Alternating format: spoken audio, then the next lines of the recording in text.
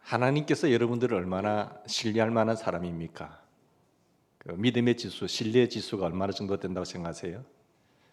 내가 지금 신앙생활하는 모습에 하나님께서 신뢰 지수를 측정한다고 한다면, 내 신앙의 지수를, 믿음의 지수를 측정한다고 한다면 한 50 나올까요? 아니면 100 나올까요? 아니면 80입니까? 그것은 참 중요한 것 같습니다. 오늘 여기 보면 믿음에 부요한 자, 믿음에 부요한 사람, 즉 신뢰할 수 있는 사람, 하나님께서 인정하고 맡길 수 있는 사람, 여기에 따라요 축복이 오거든요. 우리가 하나님을 믿을 때에, 주 예수님을 믿을 때에 구원에 이릅니다. 그러나 축복의 삶, 행복한 삶, 복된 삶은 하나님이 나를 믿어줄 때 그 신뢰 지수에 따라서 삶이 완전히 달라집니다. 맞습니다. 하나님을 믿고 맡기는 정도에 따라서 내가 작은 일에 충성하였으면 내가 많은 것으로 맡기겠다 하셨거든요. 그 하나님을 믿을 때에 순종이 나오거든요. 하나님을 향한 신뢰가 없는데 무슨 순종의 삶이 있겠습니까? 그래서 우리 모두는 이 신뢰 지수가 90, 100이 되기를 주 이름으로 축원합니다. 경제 문제를 전문으로 연구한 학자들은 사업이라는 말과 경영이라는 말의 개념을 구분하고 있습니다. 일반적으로는 우리가 사업이든 경영이든 뭐 그런가 보다, 그게 그거지라고 생각하지만 학자들은 그렇지 않습니다. 좀 더 예민하게 개념을 쪼개어서 분석하고 설명하고 이해하려고 하지요. 그래서 사업이라고 하는 것은 돈을 버는 것을 말합니다. 근데 경영은 사람을 버는 거죠. 사업은 돈에 관심이 많습니다. 근데 경영이라고 하는 것은 사람에 관심이 많습니다. 사람을 관리하는 것이 경영이고 돈을 관리하는 것이 사업입니다. 그러니까 사업이 잘 됐다고 하는 말은 돈 벌었다 말이에요. 나 이 사업에서 돈 많이 벌었다, 그렇게 말하지만 경영을 잘한다는 것은 사람을 얻었다는 것입니다. 아무리 돈 많이 벌어도요 사람 잃어버리는 사람들 많거든요. 그 회사의 회장님에 대해서 욕하는 사람 많거든요.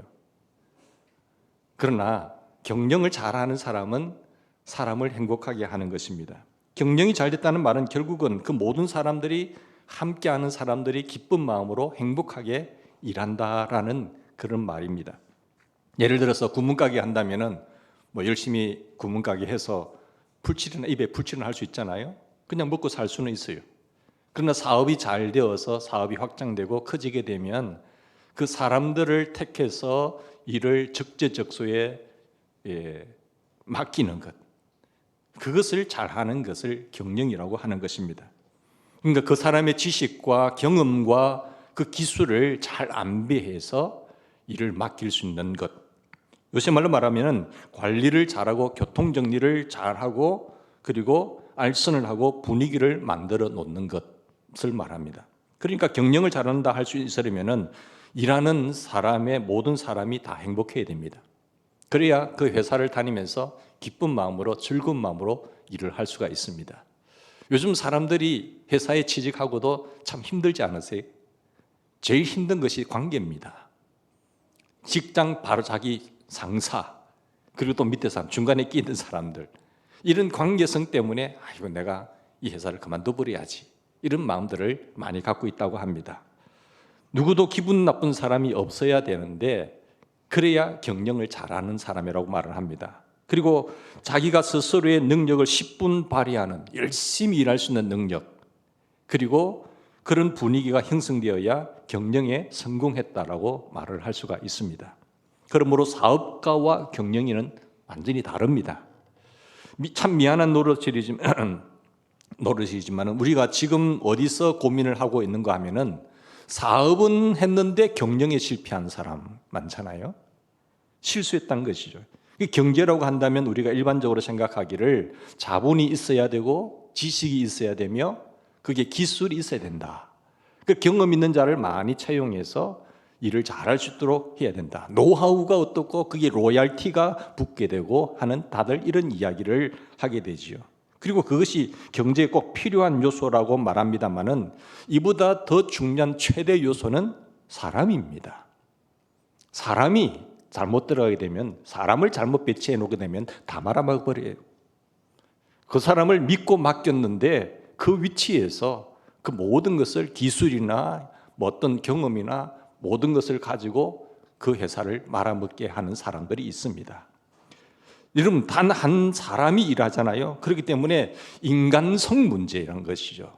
인간의 성품의 문제라는 것입니다. 이것이 과제인 것이죠. 그런데 소프트웨어에서 가장 기본적인 것이 뭘까요? 인간 자신입니다.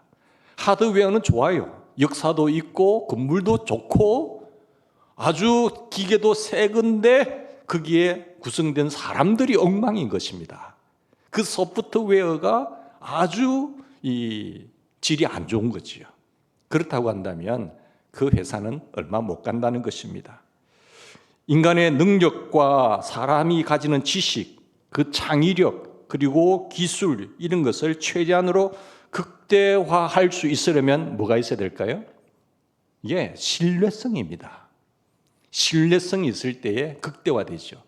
자, 저 사람을 믿어줄 수 있을 때, 사람이 나를 믿어준다, 전적으로 신뢰한다고 할 때 그 사람의 지식과 기술과 모든 것이 극대화됩니다. 근데 나를 믿어주지 않아요. 그러면 그 사람은 거기서 그 기술력과 모든 경험이 아주 제로 상태까지 내려갈 수 있다는 것이죠. 전적으로 사람들이 믿어주면요, 삶의 보람을 느끼잖아요. 그리고 밤새워 일을 하더라도 피곤하지가 않습니다. 나를 신뢰해 주니까, 그리고 모든 능력을 다 발휘하고 싶어 하는 거예요. 그 회사에 충성하고 싶어 하는 것입니다. 회장님이 나를 믿어주니까, 직장 상사가 나를 신뢰하니까 얼마나 일하고 싶지 않겠습니까? 그러니 아무도 나를 믿어주지 않고 나도 나를 믿지 못합니다. 이렇게 되면은 자기가 가진 지식과 기술과 모든 것들이 발휘를 하지 못하게 되죠. 아무 쓸데없이 제로 상태가 됩니다. 그러니까 요컨대 신뢰성이라고 하는 것이 가장 중요한 거예요. 얼마나 서로 몇 명이 모이든지 신뢰할 수 있는 분위기가 된다고 한다면 한 두세 사람만 있으면 끝나는 겁니다. 그 사람들이 일을 다 처리하거든요. 그런 법칙 있잖아요. 많은 사람이 있다고 하더라도 일하는 사람은 몇 명 되지 않는다는 거 아시지 않습니까? 이 기본적인 자세, 인간의 문제고, 인간 존재의 문제고, 인간의 성품의 문제라는 사실을 이야기합니다. 자, 신뢰성이라는 거. 바로 바야흐로 우리는 이 문제에 부딪혀 있는데, 흔히들 이 세상을 살아가는데 꼭 필요한 것이 뭡니까? IQ, 지능 지수가 높은 사람들은 선호하지 않습니까?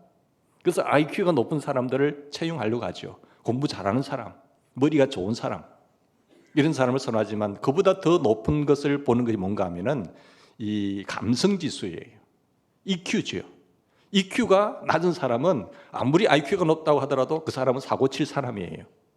그런가 하면은 요즘은 또 MQ라고 합니다. 도덕 지수, 도덕성. 여러분, 아무리 높은 자리에 올라갔다 하더라도 이 사람이 어디 대학을 나오고 무슨 공부를 많이 했다고 하더라도, 지식이 많다고 하더라도, 기술력이 뛰어난다고 하더라도 이 도덕성 문제에 있어서 문제가 있는 사람이잖아요. 그러면 그 가진 것들 다 가지고요 사고 칠 사람이에요. 도덕성이 떨어진 사람은 쓸 수가 없습니다. 그러면 지도력에 문제가 있죠. CQ에 문제가 반드시 나타나요. 자, 하나 더 말씀드리고 싶습니다. 그 위에 이 TQ라는 게 있습니다. 신뢰성 지수. 이 사람의 신뢰성 지수가 얼마냐 하는 것이 요즘 관심사지요. 어디까지 믿을 수 있느냐, 이 사람은 어느 정도 믿을 수 있느냐라고 하는 것 굉장히 중요합니다. 여러분, 이 사람에게 다 모든 것을 알렸는데 정보가 다 뺏어 나가버려요. 다른 기업으로 흘러가 버려요. 중국으로 흘러가 버려요. 어떻게 되겠어요? 그 불신 때문에 그 회사는 머지않아서 망하는 것입니다. 가장 무서운 세상은요, 못 믿을 세상이에요. 이 사회를 규정하는 것은 바로 신뢰 지수인데 이것이 문제가 되고 있지 않습니까? 여러분, 의부증, 의처증이라는 말을 많이 합니다. 이것은 이어지면요, 의부증 때문에 의처증 때문에 살인까지 일어납니다. 의처증 환자하고 사는 여자, 예? 참 살기 힘들 거예요. 당신 어디 뭐 할 거냐, 누구 만났냐, 그때는 뭐 했어 하면 참 힘들죠. 그게 살만 나겠습니까? 가장 믿어야 할 사람이 못 믿어주는 것 아니겠어요? 그리고 의부증 환자하고 사는 남자, 그런 지옥이 어디 있겠어요? 지옥 생활 아니겠어요? 당신 누구 만나고 회사 만난다고 했는데 3차 갔지? 2차 갔지 않느냐? 그러면서 손꼽아 기다리는데 이 사람은 지금 누구하고 있을까? 분명히 야근은 안 할 텐데 술자리 하면 또 다른 3차로 갔겠지 하면서 나가는 지옥 생활 아니겠어요? 여러분, 오늘 우리는 바로 이런 분위기 속에서 있다는 말씀입니다. 예수님께서 제자들과 함께 하실 때에 제자들이 예수님을 따라다니면서 보니 예수님의 믿음이 대단하거든요. 예수님은 지금 풍랑이는 바다에 배가 지나간데도 주무시고 계세요. 제자들은 지금 야단이 배가 뒤집어질 것 같은데 예수님은 주무시고 계시니까 예수님 지금 큰일 났어요. 깨우니까 예수님 뭐라고 하세요? 이 믿음이 적은 자들아, 왜 불안해하느냐? 왜 의심하느냐? 이 예수님은요, 하나님 아버지를 절대적으로 믿고 있어요. 나의 생명은 하나님께서 주관하신다. 천지 모든 만물을 다스리시는 분은 하나님이시다. 그 하나님을 믿고 어디든지 주무시는 거예요. 자, 그럴 뿐만 아니라 예수님께서는 마음이 평안하신 거예요. 죽은 나사로를 살릴 때 지금 장례식 다 치르고 무덤에 들어가 있는데 예수님께서 거기 가셔서 제자들 보고 말하잖아요. 돌문을 옮겨 놓아라. 지금 뭐 하는 겁니까? 장례식 치르고 있는데, 지금 무덤 속에 있는데 돌문을 열어 놓아라. 옮겨라. 그리고 나사로야 나오너라 하는 거예요. 안 나오면 어떡할 거예요? 완전 국제망신 아니겠어요? 그런데 예수님 지금 그렇게 말씀하잖아요. 참으로 엄청난, 참으로 놀라운 믿음이죠. 이 같은 믿음의 스승 앞에서 제자들이 하는 말이 뭡니까? 주여, 우리에게도 이 믿음을 주시옵소서. 이 믿음을 우리에게 주시옵소서. 믿음 좀 주십시오. 그 믿음 좀 가지게 해 주십시오. 예수님께 부탁드리는 대목의 말씀을 볼 수 있습니다. 자, 오늘 본문 5절 말씀 보세요. 5절 말씀에도 보면 가난한 자를 택하사 뭐에 부유하게 하신다고요? 예, 그렇습니다. 믿음에 부유한 자로. 믿음에 부유한 자가 되셔야 돼요. 믿음의 부자가 되면 하나님은 그 사람을 외모로 보고 쓰시는 것이 아니라 믿음 보고 쓰시는 겁니다. 믿음이 없이는 절대로 하나님을 기쁘시게 할 수 없다고 했어요. 하나님께서 반드시 그에게 나가는 자는 상 주시는 이심을 믿어야 할지니라. 하나님께서 나를 택하시고 그 아들 독자라도 아끼지 않고 나를 위해서 내어주시니가 무엇이 아까워서 내가 너희를 위하여 주지 않겠느냐. 생각을 해보라, 이 말씀이거든요. 하나님을 향한 신뢰가 있어야 됩니다. 그 하나님을 신뢰할 때에 하나님이 무슨 말씀을 하시든지 순종하게 돼 있어요. 왜 불순종할까요? 그렇죠. 하나님을 못 믿으니까. 에이, 하나님 이런 말 우리가 합리적이지 않는데요. 무슨 지금 이런 말씀을 하세요? 지금 시대가 어떤 시대인데요? 하면서 불신앙 속에서 불순종이 오는 것입니다. 그러나 하나님을 신뢰하면요, 하나님의 말씀을 청종하고 지켜 행합니다. 그러면 그리할 때에 이 모든 복이 네게 임하리라, 이렇게 말씀하셨어요. 사랑하는 여러분, 이 프랜시스 후쿠야마가 쓴 트러스트라고 하는 유명한 책이 있잖아요. 기업가들은 다 이 책을 읽게 되어 있습니다. 트러스트. 그러니까 말의 개념이 너무 독특해서 그냥 원문 그대로 써요. 트러스트라고. 즉 경제 윤리의 바탕은 트러스트라는 것입니다. 즉 신뢰 지수에 따라서, 이 신뢰성 지수에 따라서 경제가 이루어지는 것이다, 이렇게 말한 거예요. 여러분 아시는 대로 공산주의 사회가 하나같이 왜 무너졌죠? 불신입니다. 우리 함께 잘 삽시다. 함께 노력하고 수고해서 함께 나눕시다. 물질의 문제, 부의 문제를 극복합시다. 얼마나 좋은 취지입니까? 성경적 바탕 위에서 시작했지만 정작 믿어야 할 것 믿지 못해요. 그래서 비밀 경찰을 두고 감시를 하고 가족 간에도 감시를 다 하잖아요. 누군가가 나를 감시하고 있어요. 그렇게 다 엮어놓는 겁니다. 그렇게 되다 보니까 누가 제대로 믿고 일을 하겠습니까? 내가 이렇게 한들 나는 내 모든 것들 내게 오는 것 없어. 가진 자들이 다 가지는 거야. 함께 분배한다고 공동 분배한다고 해놓고 힘 있는 자들이 다 가져가는 것이 서로 불신이 삭트는 것이죠. 그러는 동안 인간이 가지고 있는 소중한 잠재력과 능력과 재능과 기술과 다 소멸되고 말았습니다. 이제 이게 못 살게 된 전적인 이유인데 그걸 알아야 되는데 오늘도 그렇잖아요. 신뢰지수라고 하는 것. 얼마나 믿느냐 이게 문제라는 것입니다. 근데 바로 이 책에서 하는 말이 뭔가 하면 이 한국인은 중국인보다 더 유교적이라고 말해요. 유교 문화가 중국이라고 생각하지요? 이 책에서는 그렇지 않다고 해요. 한국 사람들이 더 유교적이다. 중국은 충을 강조합니다. 근데 우리나라는 대한민국은 효를 더 강조한다고 해요. 그러니까 충이라고 하는 것은 나라를 생각하잖아요. 근데 효는 가정을 생각합니다. 가족 지향적 사회. 그게 한국이에요. 한국은 효를 강조합니다. 중국 사람보다 한국 사람들이 더 효 중심이고 효를 최고의 등목으로 놓는 거예요. 자, 이렇다 보니까 어떻게 됩니까? 가족 지향적이 되는 거예요. 결국은 철저하게 가족 지향적 사회가 되고 말았습니다.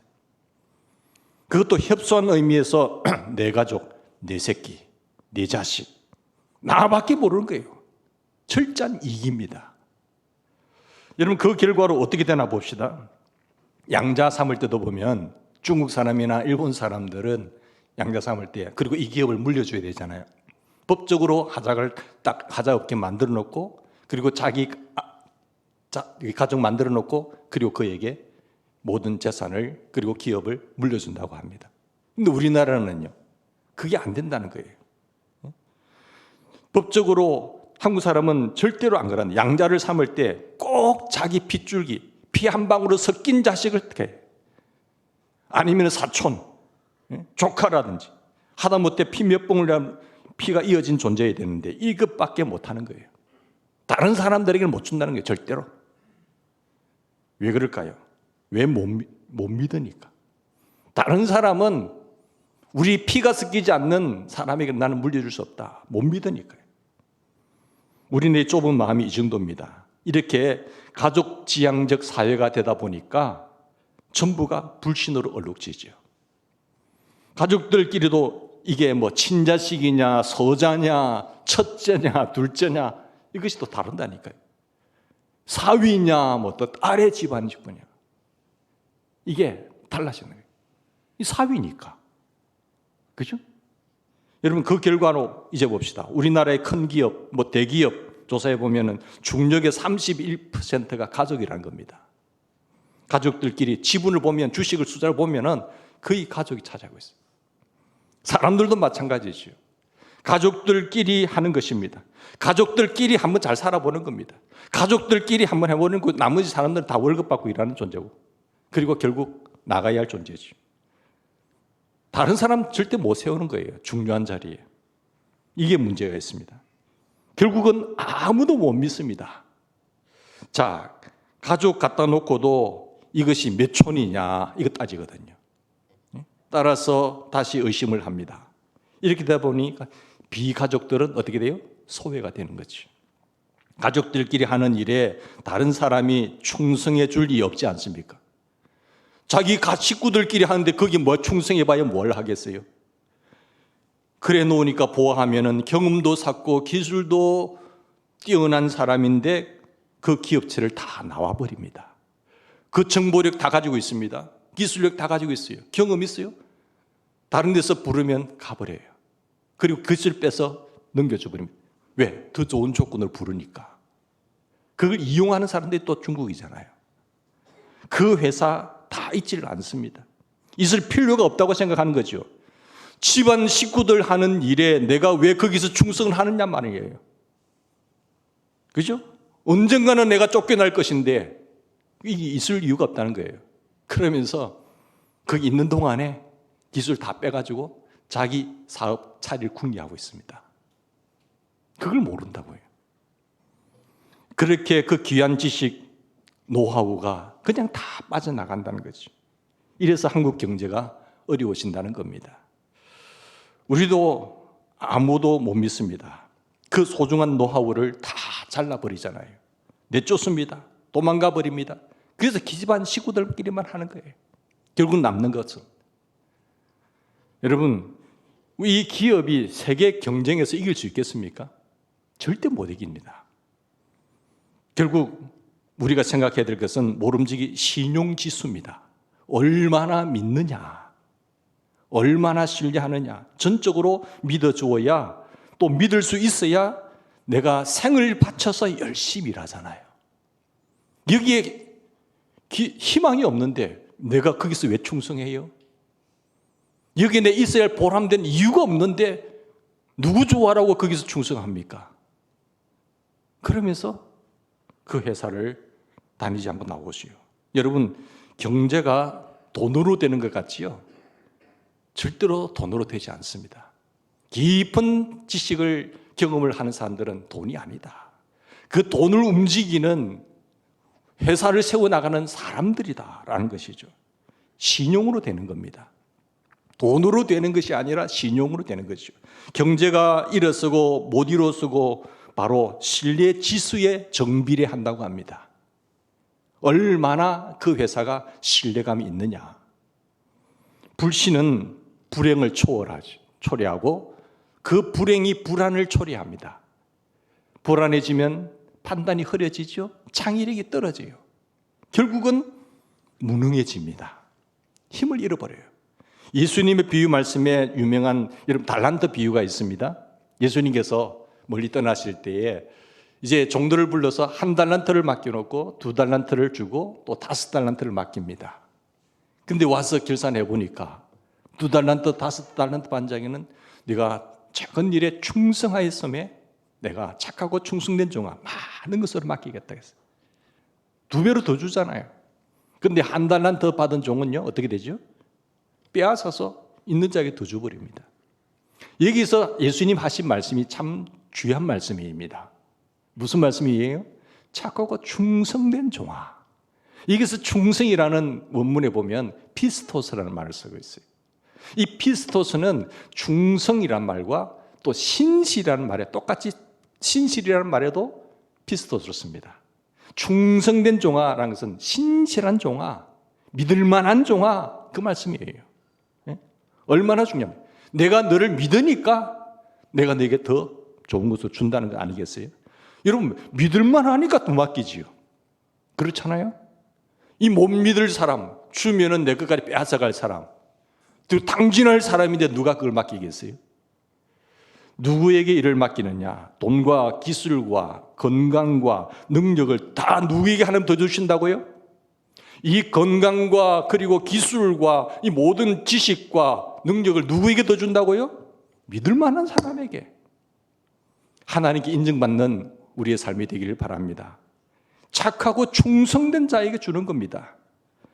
신실한 말과 충성이라는 말이 바로 중요하다는 거죠. 이 신뢰 지수에 따라서 내가 일을 맡기겠다는 거예요. 작은 일 한번 맡겨보고 내가 믿을 만하면 내가 더 맡길게 하는 거예요. 내가 이만큼 복 줬지? 이제는 더 많은 복을 너에게 줄 거야. 신실한 청지기가 되면 내가 너에게 전적으로 맡길 거야. 이 말씀이에요. 여러분, 우리가 하나님을 믿을 때 제가 서두에 말씀했지만 구원받아요. 근데 구원받았다고 교회 다닌다고 해서 다 부자 되고 잘 살던가요? 절대 그렇지 않습니다. 그 부와 상급은요, 충성도에 따라서, 신뢰 지수에 따라서 하나님 맡기시는 거예요. 그 하나님을 신뢰하고 하나님께 전적으로 심을 때에 심은 대로 거두는 겁니다. 종류대로 심는 거예요. 종류대로 거두는 거죠. 나는 기도를 심었는데 물질의 복을 받겠다? 안 되는 겁니다. 그럼 팥을 심으려고 콩을 거두겠다는 사람이잖아요. 기도를 많이 하면 신령해져요. 분별력이 생겨요. 판단력이 좋아져요. 그렇다고 해서 물질의 복을 받는 거 아니에요. 하나님의 말씀을 깨달았다고 한다면 하나님을 믿고 신뢰하면서 물질을 심으셔야지. 그래야 물질의 복이 오는 겁니다. 하나님께서 우리를 믿으실 수 있을 때에 우리가 복을 받는 것이죠. 하나님께서 우리를 믿을 수 있으려면 우리의 행위가요, 신실하셔야 됩니다.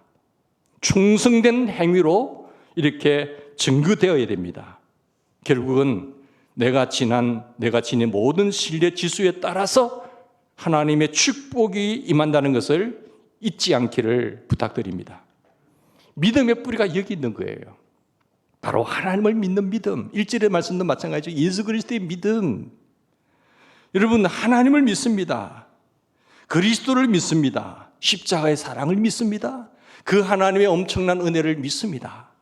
그리고 나라는 존재를 믿는 거예요. 아, 하나님은 나를 이렇게 사랑하시는구나. 내가 이런 사랑을 받았고 하나님의 고귀한 가치 속에서 나를 회복시킨 사람이니까 나 자신을 사랑해야 되죠. 나 자신을 사랑하고 믿을 때에 남을 사랑하고 믿을 수 있습니다.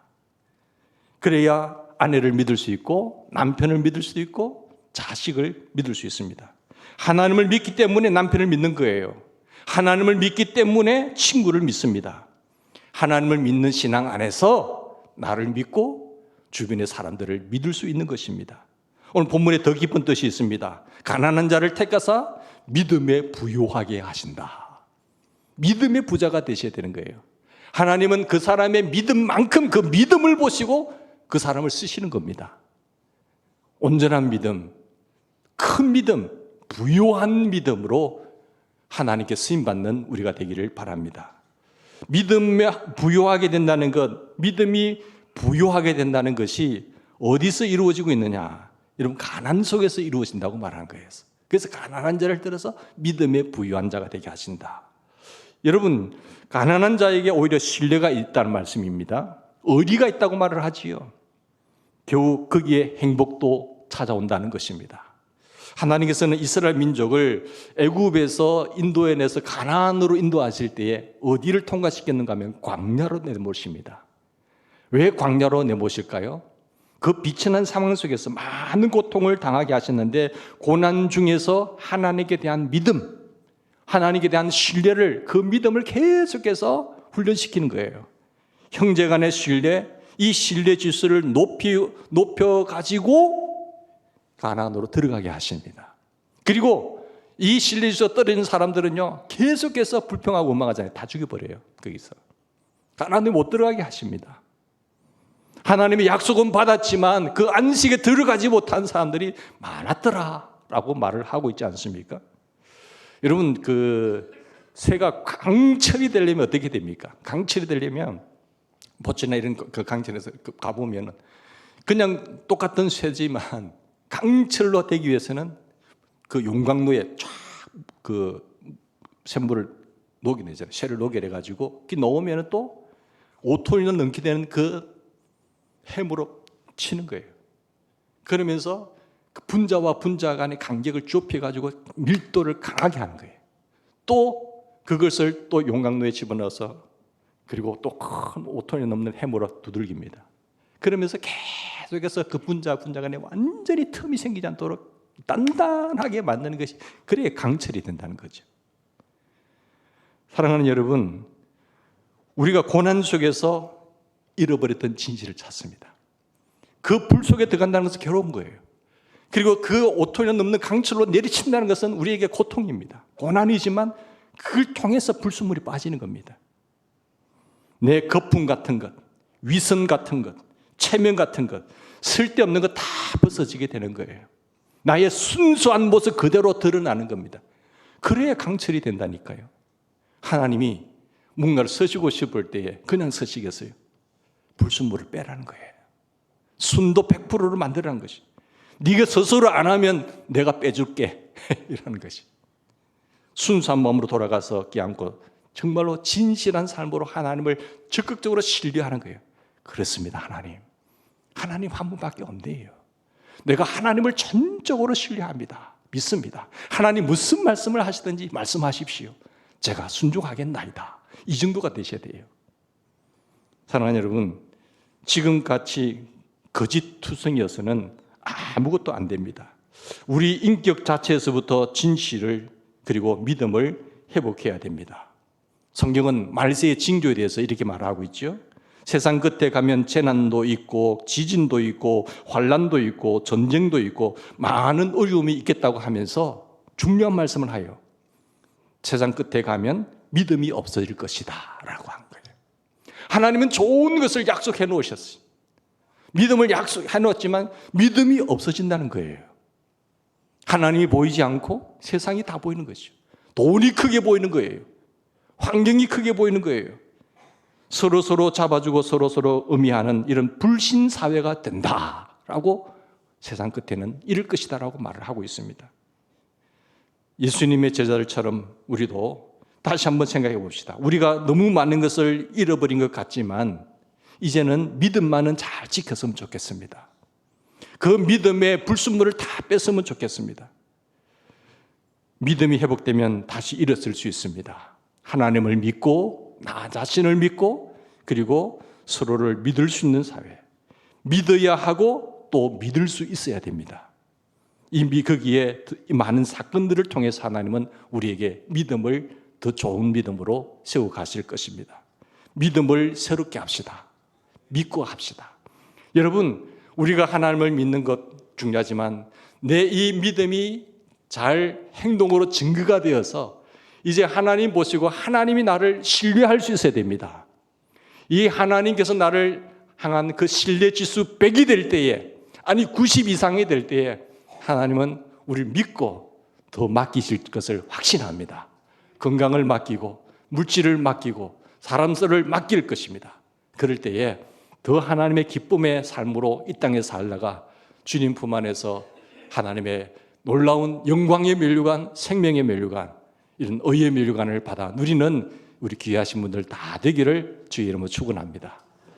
같이 기도하십시다.